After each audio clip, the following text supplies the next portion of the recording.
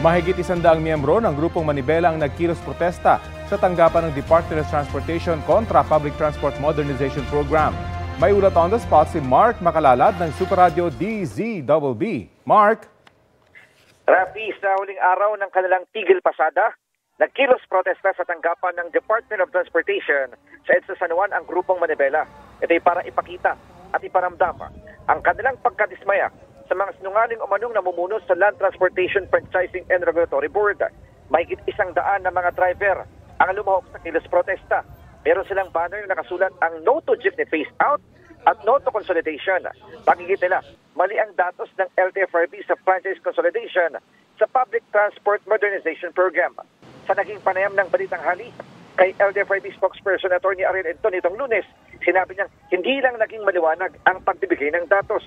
Yung question daw ng Manibela na 86% ay yung mga nag-apply para sa consolidation.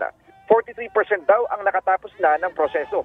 Dahil sa dami ng mga lumahok sa kilos protesta, naukupan nila ang 2 linya ng kalsada sa kanto ng Connecticut dahilan para maapektuhan ang trapiko sa lugar.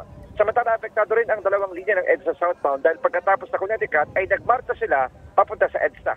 Samantala, pantay sarado naman ng mga tauhan ng Highway Patrol Group at San Juan City Police ang kilos protesta ng Manibela para matiyak na magiging maayos at mapayapa ang kilos protesta. Mark Makalalad ng GMA Super Radio DZBB nagulat sa Balitang Hali. Maraming salamat, Mark Makalalad.